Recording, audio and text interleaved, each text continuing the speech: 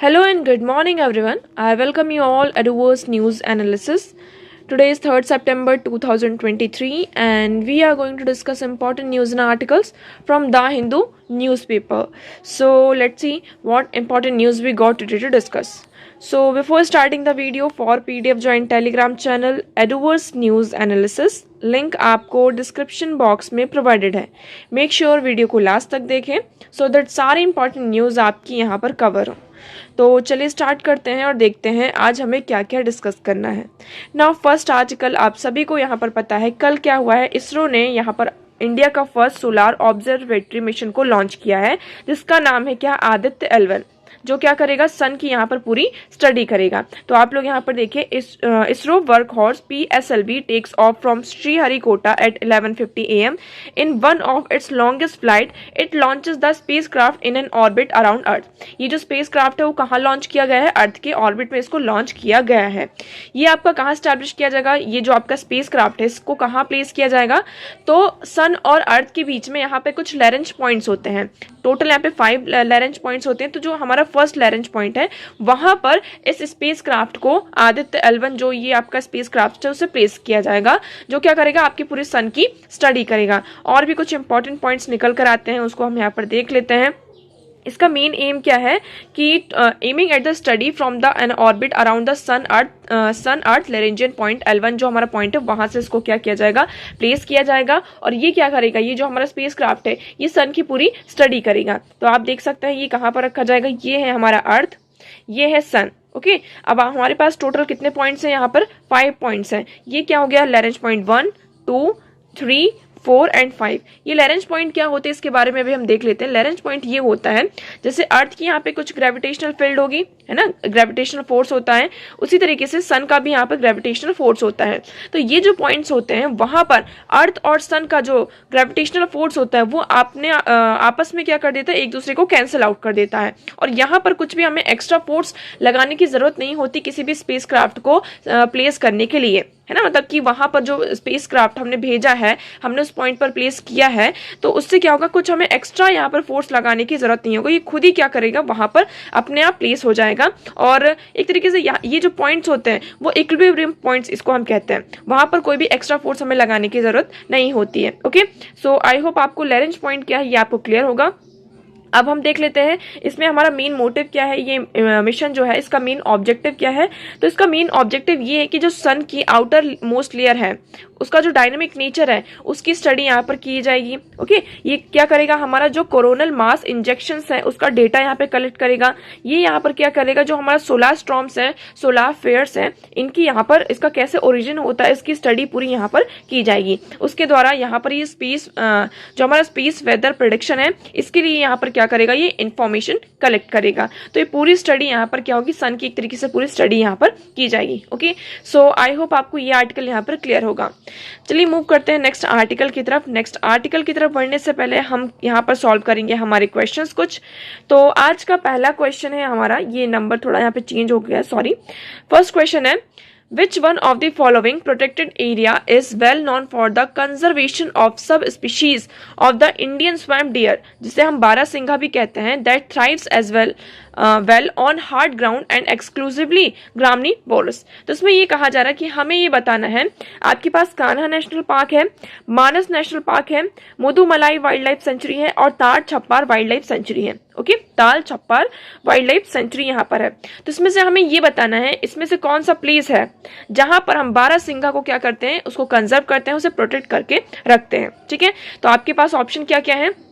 आप सभी को पता होगा बारहसिंघा क्या है. बारहसिंघा ये जो हमारे डियर होते हैं उनकी एक टाइप का क्या है? स्पीशीज है. तो बारहसिंघा को हम कहाँ पर, ये जो आपकी सब स्पीशीज है डियर की, जिसे हम इंग्लिश में इंडियन स्वैम्प के नाम से भी जानते हैं, ठीक है, इंडियन स्वैम्प डियर, इनको हम कहाँ प्रोटेक्ट करके रखते हैं? मेनली यहाँ पर बहुत सारे नेशनल पार्क्स हैं, वाइल्ड लाइफ सेंचुरीज है जहाँ पर उन्हें प्रोटेक्ट किया जाता है. बट आपके पास ये जो ऑप्शंस दिए गए हैं इन ऑप्शंस में से आपको ये बताना है कि कहाँ पर अभी हम उन्हें कंजर्व करके रखे हैं, प्रोटेक्ट कर रहे हैं. ठीक है, नेक्स्ट आपका क्वेश्चन है, caves of Ajanta and Ellora are located in. बहुत ही आसान क्वेश्चन है, बहुत ही इजी क्वेश्चन है. आप लोग कमेंट सेक्शन में दोनों क्वेश्चंस के आंसर यहाँ पर करेंगे. हमें ये बताना है कि जो अजंता की केव्स हैं और एलोरा केव्स हैं वो कहाँ पर लोकेटेड है? पुणे, औरंगाबाद, मुंबई और नासिक। तो आपके पास ऑप्शन यहाँ पर दिए हुए हैं। कमेंट सेक्शन में आप दोनों क्वेश्चंस के आंसर यहाँ पर करेंगे। वीडियो को लास्ट तक देखिएगा, वीडियो के लास्ट में इन क्वेश्चंस के आंसर आप लोगों को दिए जाएंगे। चलिए मूव करते हैं हमारे नेक्स्ट आर्टिकल की तरफ। तो आज का हमारा नेक्स्ट आर्टिकल है G20 Sherpas to sit for a final round of the pre-summit negotiations from today। अब यहाँ पर क्या होगा, जो भी नेगोशिएशंस हैं उसकी एक फाइनल राउंड क्या होने वाली है, आपकी G20 की मीटिंग होने वाली है। अब आप सभी को पता है यहाँ पर सितंबर 3 से लेकर 6 तक जो होगी आपकी क्या होगी, जो फाइनल राउंड एक लास्ट मीटिंग होगी किसकी, हमारी G20 सरपाश की। यहाँ पे जितने भी हमारे नेगोशिएशंस होंगे सारे यहाँ पर साइन किए जाएंगे। और जो हमारी फाइनल समिट होगी G20 की वो कब है, आपकी 9 और 10 सितंबर को। ओके तो ये भी आप लोगों को यहाँ पर याद रखना है। सो consensus will be reached on all growth and development issues says India's G20 representatives Amitabh Kant, but side step Ukraine question, government downplay impact on absence of Russia, China, Mexico leader, Sherpa's team to work on joint declaration for September 10 summit। तो यहाँ पर जो हमारी 10 सितंबर को summit होने वाली है इसके लिए एक जॉइंट डिक्लेरेशन पर अभी क्या होने वाला, टीम वर्क, ये फाइनल टीम वर्क यहाँ पर होने वाला है। कुछ अभी साइड स्टेप्स में क्वेश्चंस भी चल रहे हैं, जैसे कि रशिया का क्वेश्चन यहाँ पे चल रहा है कि रशिया क्या रहेंगे, वहाँ के जो प्रेसिडेंट हैं व्लादिमीर पुतिन जी वो क्या है, एब्सेंट रहेंगे। यूक्रेन का यहाँ पे क्वेश्चन चल रहा है कि साइड लाइन में यूक्रेन का यहाँ पे जो क्राइसिस चल रहा है क्या इसे हम रिजॉल्व कर पाएंगे, पीस को स्टैब्लिश कर पाएंगे या नहीं। ओके नेक्स्ट हम मूव करते हैं, हमारा नेक्स्ट आर्टिकल है India to be a part of implementation of Zelensky's peace formula in world. अब यहाँ पे क्या कहा जा रहा है कि यूक्रेन में आपके जो प्रेसिडेंट है वहाँ के, उन्होंने पीस फार्मूला स्टैब्लिश किया है, प्रपोज किया है, जिसमें इंडिया क्या करेगा, इसका पार्ट होगा। पीस फार्मूले की अगर बात की जाए कि जैसे कि हम बात कर रहे हैं कुछ जो इंडियन स्टूडेंट्स हैं वो स्टडी के लिए गए, एजुकेशन के लिए गए कहाँ पर, यूक्रेन में, बट जब से यहाँ पर वॉर हुआ है आप सभी को पता उनकी स्टडी में बहुत ही ज़्यादा इम्पैक्ट डाला है। तो वहाँ पर ये कहा जा रहा है कि देखिए mister Polshchuk has also welcomed Indian students to continue their education in Ukraine as a government has shifted education institutions to safer area। यहाँ पर गवर्नमेंट ने क्या किया, यूक्रेन की गवर्नमेंट ने जो हमारे एजुकेशनल इंस्टीट्यूशंस हैं उनको एक सेफर एरिया जोन में शिफ्ट कर दिया है, और जितने भी इंडियन स्टूडेंट्स हैं उनको वेलकम किया है कि आप लोग आकर अपनी स्टडी को यहाँ पर कंटिन्यू करिए। ओके यहाँ पर आप सभी को पता है कि वॉर के कारण कितना ज़्यादा डिस्ट्रक्शन होता है, और ये जो आपका सालों से वॉर चल रहा है यहाँ पर भी बहुत ज़्यादा आप इंफ्रास्ट्रक्चर लेवल पर देख लीजिए, हर तरह से यहाँ पे बहुत ही मास लेवल पर डिस्ट्रक्शन हुआ है। तो इंडिया ने यहाँ पे इंडिया को मोटिवेट किया है कि हम पोस्ट वॉर रिकंस्ट्रक्शन में यूक्रेन का यहाँ पे साथ देंगे। यहाँ पर ये सिर्फ हम ह्यूमैनिटेरियन एड की तरह नहीं ले रहे हैं कि इंडिया क्या कर रहा है, एक ह्यूमैनिटेरियन एड प्रोवाइड कर रहा है, सिर्फ यहाँ पर सहानुभूति प्रोवाइड कर रहा है। यहाँ पर एक बिजनेस टू बिजनेस क्या होगा, आपका कंपोनेंट होगा, जिसमें यूक्रेन और आपका इंडिया दोनों इसमें क्या होंगे, बेनिफिट, इसको वहाँ पर उनको म्यूचुअली बेनिफिटेड होंगे। इंडिया की अगर बात करते हैं तो इंडिया ने यहाँ पे बहुत ज़्यादा आप देखेंगे कि India has handed over 14 consignments of humanitarian aid comprises of essential items. तो इंडिया ने भी यहाँ पर 14 अपने जो कंसिग्नमेंट्स हैं, कंसाइनमेंट्स हैं, उनको यहाँ पर ह्यूमैनिटेरियन एड प्रोवाइड किया है, जितने भी इसेंशियल्स आइटम्स हैं उसको यहाँ पर क्या किया है, प्रोवाइड किया है। ओके सो आई होप आपको यहाँ पे ये साइन होगा। अब India Ukraine chamber of commerce of industry यहाँ पर मेमोरेंडम ऑफ अंडरस्टैंडिंग साइन हुई है, जिसमें यहाँ पर बिजनेस एसोसिएशन की बात की गई है, बिजनेस और ट्रेड को कंट्रीज के बीच में प्रमोट करने की यहाँ पर बात की गई है, जिससे हम क्या कर सके, जो पोस्ट वॉर है वो जो सिचुएशन है यूक्रेन की उसको हम क्या कर पाए, रिजॉल्व कर पाए। ओके नाउ मूव करते हैं हमारे नेक्स्ट आर्टिकल की तरफ। तो हमारा नेक्स्ट आर्टिकल है Adhir declines to join one nation one election panel. अब आप सभी को यहाँ पर पता है कि यहाँ पर सेंटर ने 8 मेंबर्स को, मतलब 8 मेंबर्स का नाम यहाँ पर रिकमेंड किया था, जिसमें यहाँ पे कांग्रेस के लीडर्स भी इंक्लूडेड थे। अब ये जो पैनल है ये कॉन्स्टिट्यूट किया जा रहा है, जिसको हेड करेंगे रामनाथ कोविंद, हमारे जो फॉर्मर प्रेसिडेंट थे रामनाथ कोविंद जी, उनके द्वारा इस पैनल को कॉन्स्टिट्यूट किया जा रहा है, जो क्या करेंगे, यहाँ पर वन नेशन वन इलेक्शन की बात की जा रही है। मतलब कि हमारे जो लोकसभा के और स्टेट असेंबली के इलेक्शन होंगे वो क्या होंगे, साइमल्टेनियसली होंगे, मतलब कि एक साथ होंगे। ठीक है, अभी इसकी प्रपोजल आया है, अभी ये यहाँ पर आया नहीं है पूरा, ठीक है, सर प्रपोजल आया है, तो आप लोगों को ये याद रखना है। इसके लिए अभी पैनल कॉन्स्टिट्यूट किया जा रहा है, क्योंकि देखिए अगर वन नेशन वन इलेक्शन यहाँ पर आता है तो इसके लिए हमें क्या करना होगा, हमारा जो रिप्रेजेंटेशन ऑफ पीपल एक्ट है, हमारे कॉन्स्टिट्यूशन में यहाँ पर कुछ अमेंडमेंट्स करने होंगे। तो यहाँ पर कैसे अमेंडमेंट होने हैं, सारी चीज़ें कैसे क्या होनी है, इसके लिए एक हमें क्या चाहिए, सजेशन चाहिए। सारे जितने भी मेंबर्स हैं अपोजिशन पार्टी के लीडर्स और जितने भी यहाँ पर फॉर्मल लीडर्स हैं उनकी यहाँ पर रिकमेंडेशंस की क्या होगी, एडवाइस की जरूरत होगी। तो आप यहाँ पर देखेंगे सेंटर ने यहाँ पर एक सबमिट किया था पैनल को कि रिकमेंडेशन होनी चाहिए, जिसमें कौन कौन से मेंबर्स हैं आप देखेंगे। हमारे जो होम मिनिस्टर हैं अमित शाह जी, वो इसके लीडर होंगे।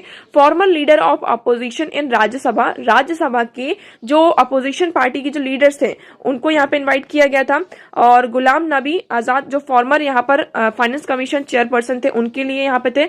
एडवोकेट यहाँ पे जो सीनियर एडवोकेट हरीश साल्वे, इनको यहाँ पे इनवाइट मतलब कि इस पैनल में कॉन्स्टिट्यूट किया गया था कि ये इसमें मतलब कि पैनल के क्या होंगे, एक मेंबर होंगे। ओके, तो और देख लेते हैं यहाँ पे farmer Lok Sabha secretary, former chief vigilance commissioner Sanjay Kothari. तो ये सारे मेंबर्स यहाँ पे लॉ मिनिस्टर अर्जुन राम मेघवाल जी को भी यहाँ पे इस कमेटी में क्या किया गया, इनवाइट किया गया था, ताकि सारे लोग यहाँ पर मिलकर आए और मीटिंग कंडक्ट करें। और यहाँ पर जैसे कि हम बात कर रहे हैं रिप्रेजेंटेशन ऑफ पीपल एक्ट और जितने भी अदर लॉज हैं जहाँ पर हमें साइमल्टेनियस इलेक्शन होल्ड कराने के लिए अमेंडमेंट की जरूरत है, उस पर क्या करें, अपनी एडवाइस दें और यहाँ पर रिकमेंड करें इस चीज को। ओके, सो यहाँ पर हमें क्या देखने को मिल रहा है कि जो हम यहाँ पर क्या देख रहे हैं कि अधीर जो है उन्होंने क्या कर दिया है, डिक्लाइन कर दिया है कि वो इस पैनल का क्या होंगे, पार्ट नहीं बनेंगे।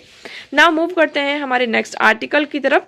तो हमारा नेक्स्ट आर्टिकल है 3/4 of India's irrigation sources run on electricity study. यहाँ पर ये कहा जा रहा है कि इंडिया का जो इरिगेशन सिस्टम है, इरिगेशन की बात करें तो आजकल हम यहाँ पर ग्राउंड वाटर का ज़्यादा से ज़्यादा विड्रॉल करने लगे हैं।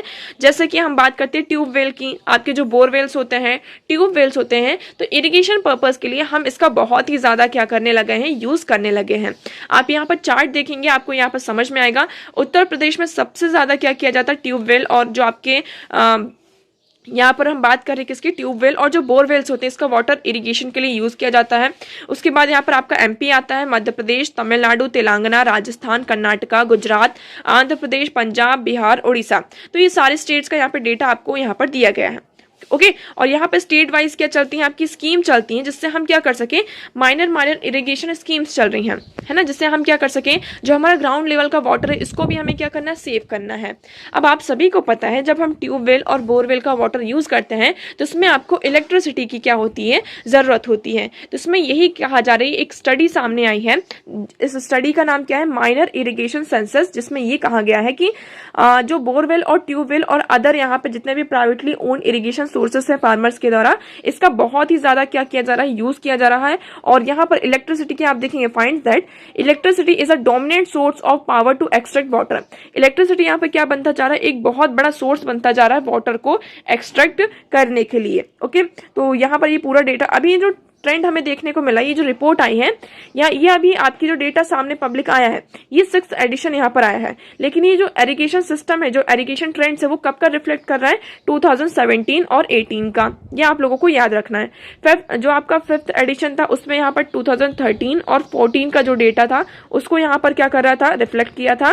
और जो इसमें हमारा हम बात करें किसकी, 4th एडिशन की, तो 4th एडिशन में यहाँ पर 2006 और 2007 का डेटा यहाँ पर क्या किया जा रहा था, आपका रिफ्लेक्ट किया जा रहा था। ओके, सो आप लोग यहाँ पर देखेंगे, according to the 6th minor irrigation census there were 23.14 million schemes in the country with Uttar Pradesh processing the largest share 17.2 followed by Maharashtra and Madhya प्रदेश।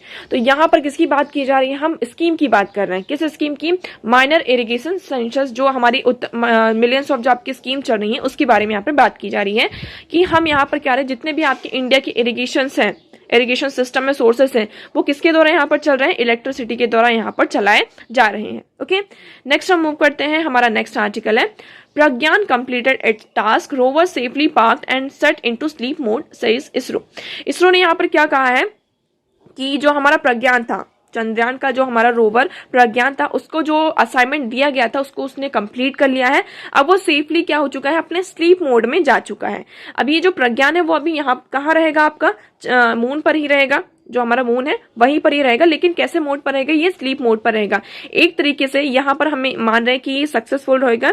और ये अनदर सेट ऑफ जो मतलब कि जैसे कि हम बात कर रहे हैं यहाँ पर जब भी सनलाइट आएगी तो ये फुली क्या हो जाएगा, आपका चार्ज हो जाएगा। और फिर से इसको हम क्या कर सकते हैं, मिशन को मतलब कि इसको हम असाइनमेंट असाइन कर सकते हैं। बट अभी क्या है, इसको जो भी टास्क दिया गया था, प्रज्ञान ने अपना टास्क यहाँ पर कंप्लीट कर लिया है और सेफली वो क्या जा चुका है, स्लीप मोड में जा चुका है। ये एक तरीके से लूनार में इंडिया का एम्बेसडर बनकर यहाँ पर अभी मतलब कि कहाँ पर, मून में फॉरएवर के लिए यहाँ पर स्टे करेगा। तो आप देख सकते हैं, तो आप ये देखेंगे ये हमारा क्या था, प्रज्ञान रोवर है और ये हमारा लैंडर था, ये लैंड था और ये 100 किलोमीटर तक इसने पूरा ट्रेवल किया। और जितने भी इंपॉर्टेंट इसको टास्क दिए गए थे, इसने पूरा टास्क अपने यहाँ पे कंप्लीट किया है। ओके, और टास्क को कंप्लीट करके अभी क्या हो चुका है, अपने स्लीप मोड पे जा चुका, मतलब मैंने अपना काम खत्म किया, अब मैं जा रहा हूँ सोने। बट ये आपको ये याद रखना है कि ये मतलब कि आपका जो मून है वहां पर फॉरएवर रहेगा, हमेशा के लिए अब रहेगा, क्या बनकर, इंडिया का एम्बेसडर बनकर। ओके, सो आई होप आपको ये क्लियर होगा। नेक्स्ट हम मूव करते हैं, हमारे लिए नेक्स्ट आर्टिकल है। Okay, over half of Sri Lankan people vulnerable, UNDP. आपका जो यूनाइटेड नेशन डेवलपमेंट प्रोग्राम है, इसके द्वारा एक रिपोर्ट निकाली गई है। इसमें ये कहा गया है कि जो श्रीलंका की हाफ ऑफ दी जो पॉपुलेशन है वो कैसी है, अभी वल्नरेबल है। आप देखेंगे कि more than 12 million out of Sri Lanka, यहाँ पर 22.16 मिलियन स्ट्रॉन्ग पॉपुलेशन है। उसमें से हमें क्या देखने को मिल रहा है कि 12 मिलियन जो पॉपुलेशन है वो बहुत जो आपकी चैलेंजेस है, जैसे कि एजुकेशन हुआ, हेल्थ हुआ, जो लिविंग स्टैंडर्ड्स है, इकोनॉमिक क्राइसिस के कारण क्या कर रहे हैं, वो उसको डील कर रहे हैं। और श्रीलंका की जो हाफ ऑफ द पॉपुलेशन, मतलब कि हाफ से भी ज्यादा पॉपुलेशन, वो आज की कैसी कैटेगरी में आ रही है, आपकी वल्नरेबल की कैटेगरी में आ रही है। ठीक है, तो यहाँ पर क्या क्या चैलेंजेस उनको फेस करने पड़ रहे हैं, यहाँ पर एजुकेशन में यहाँ पर उनको चैलेंजेस हो रहे हैं, हेल्थ सिस्टम में, लिविंग स्टैंडर्ड्स में, ये सारी चीजों में यहाँ पर उनको क्या हो रहे हैं, चैलेंजेस हो रहे हैं। उनको जो डोमेस्टिक डेट की हम बात करते हैं, यहाँ पे जो स्कीम कंट्री की जो पेंशन फंड है उसमें उनको प्रॉब्लम हो रही है। श्रीलंका को यहाँ पर आईएमएफ के द्वारा क्या किया गया है, आपका फंड एलोकेट किया गया है, क्रेडिट प्रोवाइड किया गया है, बट स्टिल अभी भी श्रीलंका की जो श्रीलंका में इकोनॉमिक क्राइसिस आए थे, श्रीलंका उससे क्या कर रहा है, अभी रिकवरी की कगार पर है। अब फर्दर हम ये उम्मीद करते हैं यहाँ पर श्रीलंका क्या करेगा, अपने आप को रिकवर कर लेगा। नेक्स्ट हम मूव करते हैं, हमारे लिए नेक्स्ट आर्टिकल है early prediction of preeclampsia using biomarkers. अब यहाँ पर पहले आपको ये समझने की जरूरत है कि प्रीक्लैम्सिया होता क्या है। ठीक है, तो पहले हम ये न्यूज को देख लेते हैं कि प्री क्लैम्सिया को हम क्या कर पा रहे हैं, अर्ली उसका प्रिडिक्शन हुआ जा रहा है। कैसे प्रिडिक्ट कर पा रहे हैं, यूजिंग बायोमेकर्स। तो मतलब बायोमेकर्स का यूज करके हम यहाँ पर प्री क्लैम्सिया को प्रिडिक्ट कर पा रहे हैं। अब प्री क्लैम्सिया किसमें होता है, स्पेशली यहाँ पे जो प्रेग्नेंट वेमेन होती हैं, इनको ये प्री क्लैम्सिया की क्या होती है, आपको प्रॉब्लम देखने को मिलती है। तो अब यहाँ पर हम देखेंगे प्री क्लैम्सिया क्या होता है, इसमें जो ब्लड प्रेशर होता है बहुत ज्यादा हाई हो जाता है प्रेगनेंसी के टाइम पे, मतलब जो 20th वीक ऑफ प्रेगनेंसी जब आती है तो विमेंस में हमें बहुत सारे जो साइंस है वो देखने को मिलते हैं, जैसे कि ब्लड प्रेशर हाई होता है, लीवर और किडनी उनकी क्या होने लगती है, उसमें डैमेज हमें दिखाई देने लगते हैं, मतलब कि हमें ऐसे साइन देखने लगते हैं। While it is rare, preeclampsia also may occur in a woman after delivering her baby most often within 48 hours. सिर्फ ये प्रेगनेंसी के टाइम पर नहीं होता, ये प्रेगनेंसी के बाद जब वुमेन की यहाँ पे डिलीवरी हो जाती है उसके बाद भी आफ्टर 48 आवर्स तक हमें इसके जो साइन है, सिम्टम्स है, वो हमें दिखाई देते हैं। ठीक है, जिसको हम पोस्टमार्टम प्रीक्लैम्सिया के नाम से जानते हैं। ठीक है, तो प्रीक्लैम्सिया क्या होता है, जो प्रेग्नेंट वुमेन होती हैं उनका ब्लड प्रेशर बहुत ज्यादा हाई हो जाता है, इनकी जो लीवर होती है, किडनी होती है, वो डैमेज होने लगती है। इसका कॉज क्या है प्रीक्लैम्सिया का, अभी तक हमें कोई एग्जैक्ट कॉज यहाँ पर नहीं पता चला है, बट यहाँ पर हमें ये देखने को मिलता है कि जितने भी आजकल हम प्रेगनेंसीज देख रहे हैं तो 100% में से यहाँ पर 3 और 7% हमें ये डिसीज दिखाई दे रही है। इसमें क्या क्या ये जो कंडीशन होती है, ये कंडीशन हमारी प्लेसेंटा, जो विमेन का प्लेसेंटा होता है, उससे ये यहाँ पर स्टार्ट होती है। इसमें हम देखते हैं कि जो ऑटो इम्यून सिस्टम डिसऑर्डर देखने को मिलता है, जो ब्लड वेसल्स होती हैं उसमें प्रॉब्लम होती है, डाइट में यहाँ पर प्रॉब्लम होती है, और जीन्स के कारण भी क्या हो सकता है, मतलब जीन्स में अगर हमारा डाइट अच्छा नहीं हुआ है ना, उसके कारण हमें ये प्रॉब्लम हो सकती है। अगर जीन्स में कुछ प्रॉब्लम्स हो गई, उस जीन डिसऑर्डर हो सकता है। ओके, तो इसके कारण क्या होता है, आपका प्रीक्लैम्सिया होता है। इसमें बहुत सारे आपके रिस्क फैक्टर भी इंक्लूड होते हैं, जैसे कि फर्स्ट प्रेगनेंसी है तो इसमें हमारा सबसे बड़ा, फर्स्ट प्रेगनेंसी में सबसे ज्यादा हमें ये देखने को मिलता है। अगर प्रीक्लैम्सिया के पास्ट में कोई आपकी हिस्ट्री रही हो, मल्टीपल प्रेगनेंसी, यहाँ पर ट्विंस हो या फिर उससे ज्यादा, तो हमें प्रीक्लैम्सिया की जो डिसऑर्डर मतलब की डिसीज ही दिखाई देती है। फैमिली हिस्ट्री होती है, ओबेसिटी मतलब कि आपका वेट बहुत ज्यादा है, अगर वेमेन यहाँ पे एज उसकी 35 ईयर से ज़्यादा हो चुकी है और उसके बाद वेमेन यहाँ पे प्रेग्नेंट होती हैं, तब भी हमें प्री क्लैम्सिया के जो सिम्टम्स हैं, प्रॉब्लम है, ये यहाँ पर दिखाई दे सकती हैं। ठीक है, बीइंग अफ्रीकन वेमेन, यहाँ पर अफ्रीकन और अमेरिकन यहाँ पर होने से ये हमें दिखाई देती है। अगर वेमेन को यहाँ पर डायबिटिक है, वेमेन को पहले से ही हाई ब्लड प्रेशर है और किडनी डिसीज है, तो प्री क्लैम्सिया के जो चांसेस है वो और ज़्यादा क्या हो जाते हैं, आपके बढ़ जाते हैं। सिम्टम्स की बात करते हैं, इसमें क्या क्या सिम्टम्स होते हैं जिससे हम ये पता कर पाएं कि ये डिसीज हमें है। तो इसके हेडेक होता है और ये इतना खतरनाक होता है, बहुत ही ज़्यादा होता है कि आसानी से यहाँ पर ठीक नहीं होता है। ब्रीदिंग में ट्रबल होता है, आपका जो बेली होता है, जो पेट होता है, उसमें राइट साइड में आपको बहुत ज़्यादा दर्द होता है, बिलो दी रिब्स। ओके, और बहुत आपकी जो शोल्डर्स होते हैं वहाँ पर भी आपको बहुत ज़्यादा होता है। आपका हार्ट बर्न होता है, जो आपका गाल ब्लेडर होता है ना, उसमें आपका बहुत ज्यादा पेन होता है, स्टमक वायरसेस और किकिंग बाय बेबीज, यहाँ पर बहुत ज्यादा हमें मतलब नोजिया होता है, वॉमिटिंग, इस तरीके के साइंस जिसको हम देखकर बता सकते हैं कि हमें क्या है, सीवियर प्लेंसीमिया। मतलब कि देखिए सिम्टम्स तो ये हमारे प्रेगनेंसी के भी हैं, बट ये आपके क्या होते हैं, बहुत ही ज्यादा लेवल पर होते हैं, है ना, इनहेंस होके होते हैं, बहुत ही वर्स कंडीशन पर होते हैं, जिससे हमें डायरेक्टली क्या करना होता है, डॉक्टर से यहाँ पर कंसल्ट करना होता है। अब इसका ट्रीटमेंट क्या है, ट्रीटमेंट तो ऐसा कुछ भी नहीं है, बट हम क्या कर सकते हैं, जब बेबी यहाँ पर बॉर्न हो जाता है तो विद इन 6 मंथ इसको हम प्री क्लैम्सिया को यहाँ पर रिजॉल्व कर सकते हैं।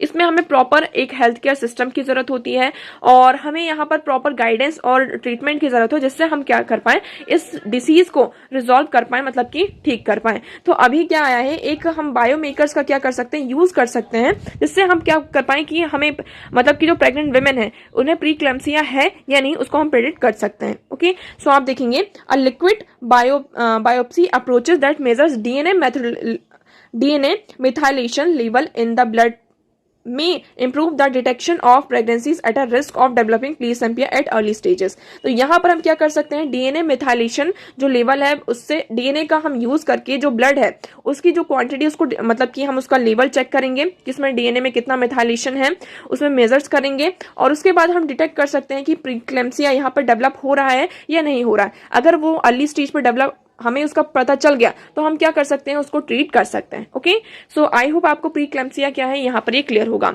नेक्स्ट मूव करते हैं, नेक्स्ट आर्टिकल है हमारा। आपके पास यहाँ पर छोटे छोटे स्नैपशॉट्स आ जाते हैं। पहला क्या है, study reveals population decline in human ancestor.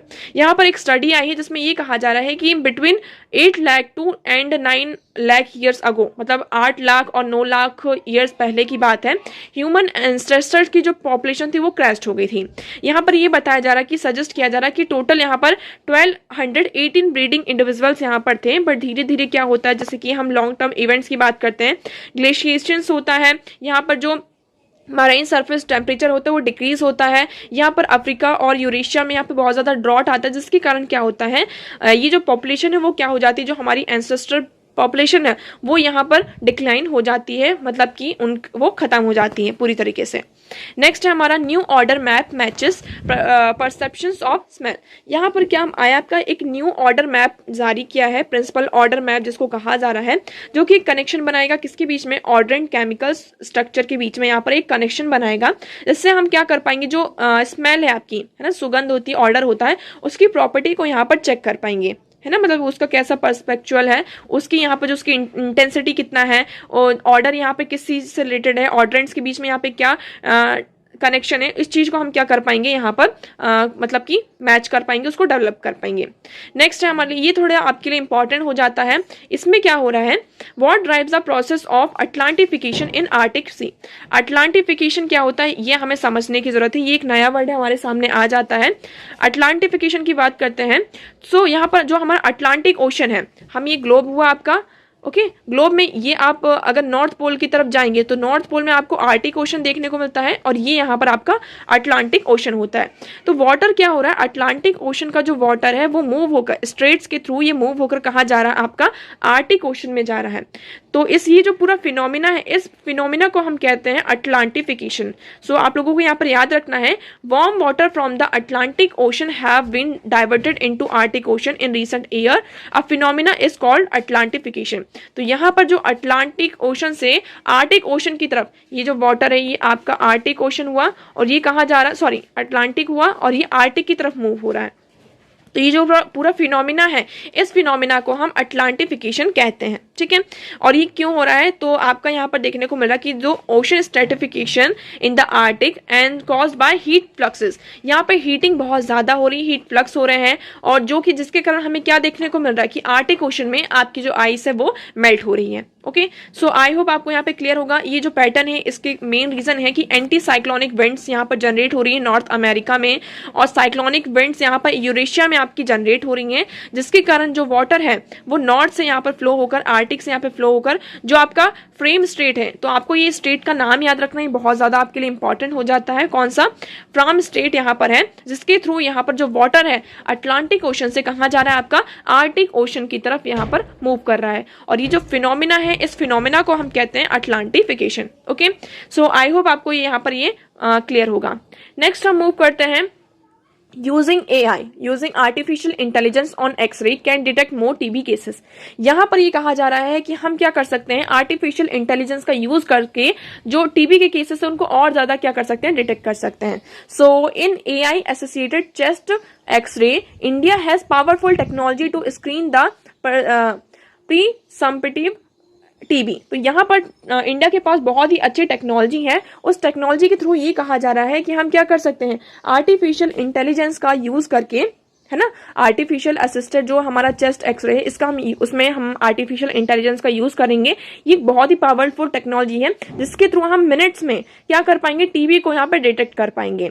ठीक है, तो जो हमारा टारगेट है, जो हमें क्या करना है, इंडिया का जो टारगेट है 2025 तक टीबी को पूरी तरीके से एलिमिनेट करना है, तो हम इस टारगेट को क्या कर सकते हैं, अचीव कर सकते हैं। लेकिन इसके लिए अभी हमें परमिशन नहीं मिली है ना। WHO को भी अभी हमें यहाँ पे क्यू एक्सरे, जो ऑल्सो यहाँ पे WHO की जो रिक्वायरमेंट है 90% यहाँ पे जो सेंसिटिविटी है और 70% यहाँ पे जो स्पेसिफिसिटी है in people older than 50 years, तो इसके लिए यहाँ पे हमें इसकी जो मतलब रिक्वायरमेंट्स है उसको मीट करना होगा। उसके बाद यहाँ पर जो हमारी बात कर रहे हैं, जो हमारा इंकरेजेस है उसको अडॉप्ट करने के लिए यहाँ पे गाइडलाइंस प्रोवाइड करनी होगी।